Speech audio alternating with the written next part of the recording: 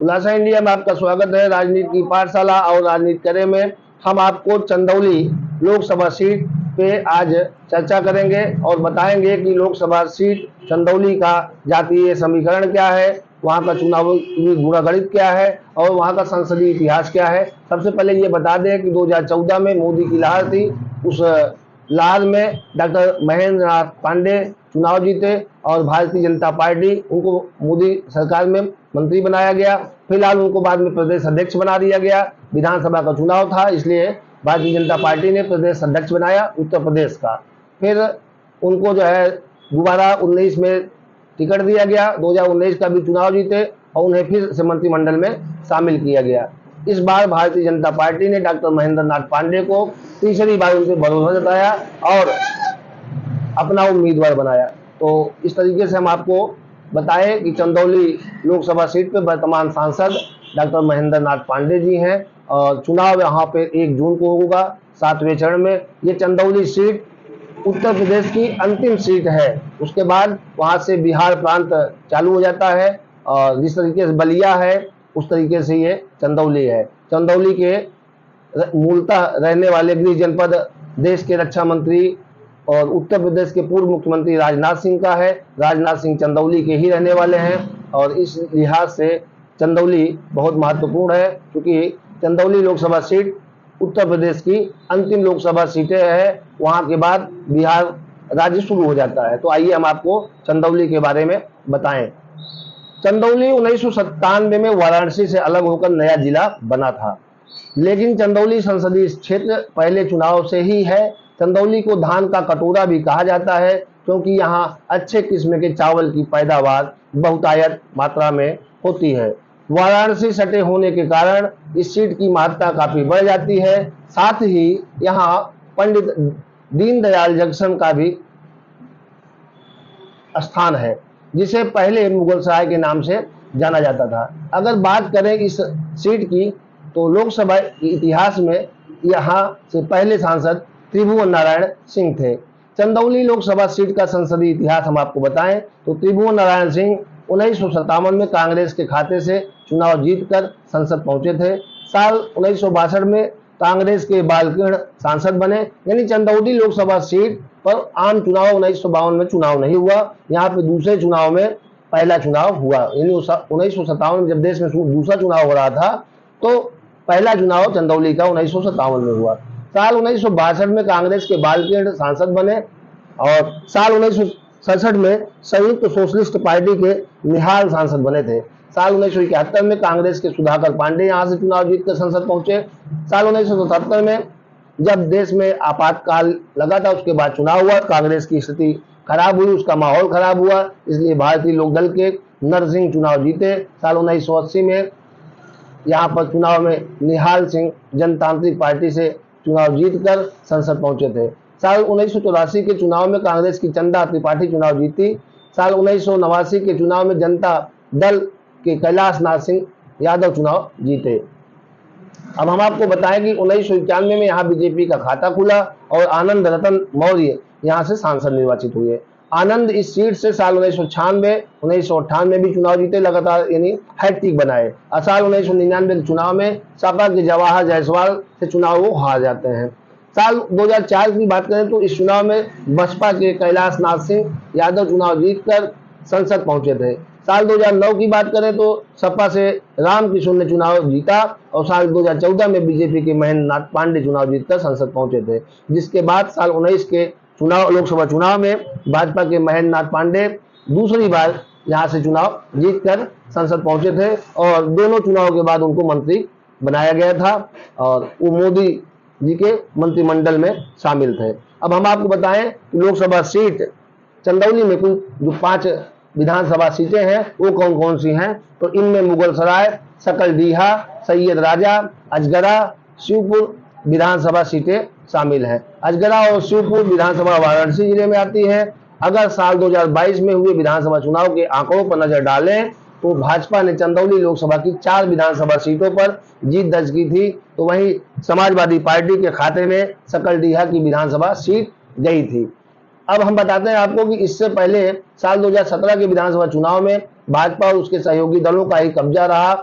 साल 2017 के विधानसभा चुनाव में वाराणसी जिले की अजगरा विधानसभा सीट पर सुहेल देव भारतीय समाज पार्टी के ने चुनाव जीता था और शिवपुर विधानसभा सीट पर अपना दल के प्रत्याशी ने कब्जा किया था। वहीं चंदौली जिले की मुगलसराय, सकलडीहा और सैयद राजा सीट पर भाजपा प्रत्याशी ने चुनाव जीता था। अब आपको हम बताएं लोकसभा सीट चंदौली पर मतदाताओं की संख्या। यहाँ पे 17,19,383 मतदाता हैं, जिनमें पुरुष मतदाताओं की बात करें तो 9,35,486 मतदाता हैं, जबकि महिला वोटरों की बात करें तो 7,83,797 महिला मतदाता हैं। वहीं ट्रांसजेंडर की बात करें तो 100 वोटर ट्रांसजेंडर हैं। 2004 लोकसभा चुनाव के नतीजों पर नजर डालें तो 2004 में बसपा के कैलाश नाथ सिंह यहां से चुनाव जीते और संसद भवन पहुंचे। कैलाश नाथ सिंह को 2,04,625 वोट मिले थे। दूसरे नंबर पर सपा के आनंद रतन मौर्य रहे। आनंद रतन को कुल 2,02,956 वोट मिले थे। तीसरे नंबर पर बीजेपी के शशिकांत राजभर रहे। शशिकांत को कुल 1,81,815 वोट मिले थे। 2009 लोकसभा चुनाव के नतीजों पर नजर डालें तो यहाँ पे सपा के रामकिशन यहाँ सांसद चुने गए थे। रामकिशन को 1,80,114 वोट मिले थे। दूसरे नंबर पर बसपा के कैलाश नाथ सिंह रहे। कैलाश नाथ को कुल 1,79,655 वोट मिले थे। तीसरे नंबर पर कांग्रेस के शैलेंद्र कुमार रहे। शैलेंद्र को कुल 97,377 वोट मिले।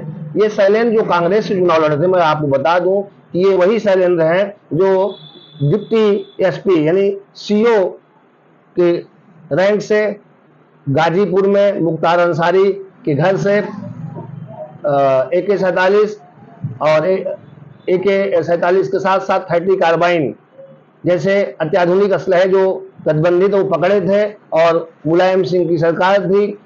और इस तरीके से एक माफिया को बचाने के लिए मुलायम सिंह ने उल्टे डिप्टी एसपी के रैंक के इस अधिकारी को शैलेंद्र कुमार को जो है टारगेट किया और उनको त्याग पत्र देना पड़ा। राजनीति में आए तो देश की जनता ने भी और चंदौली की लोकसभा, चूंकि चंदौली के रहने वाले थे, चंदौली की जनता ने भी उनका साथ नहीं दिया। और अभी मुख्तार अंसारी के मौत के बाद वो टीवी कैमरे पे फूट फूट के रोते दिखे थे। तो उन्हें चंदौली लोकसभा सीट पर 97,377 वोट से संतोष करना पड़ा था।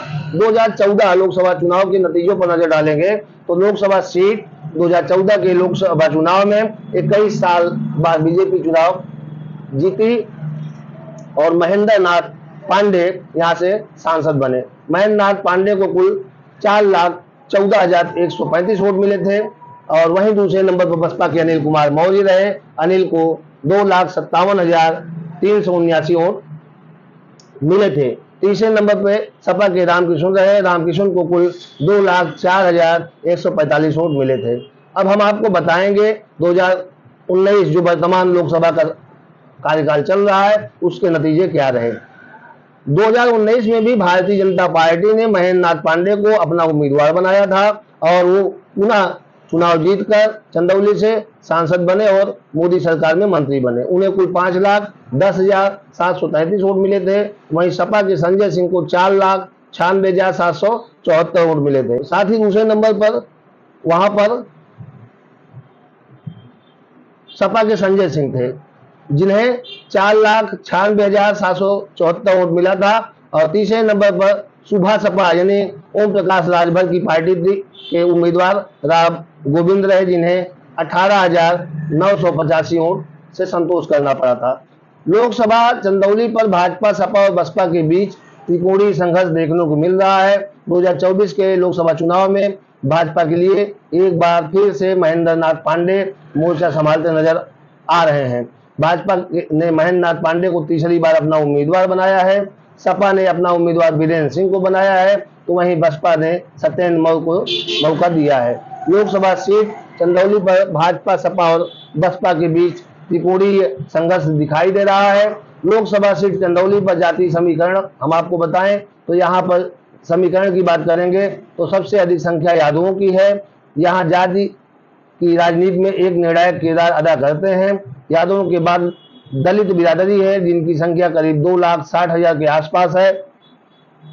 बता दें कि 18 लाख से ज़्यादा मतदाताओं वाली चंदौली लोकसभा सीट में कम सबसे ज़्यादा दलित अनुसूचित जाति के मतदाता कहे जाते हैं। यहाँ यादव मतदाताओं की संख्या करीब 2,75,000 के आसपास है। वहीं दलित का वोट भी लगभग 3 लाख के आसपास है। पिछड़ी जात में आने वाले मौर्य बिरादरी की आबादी 1 लाख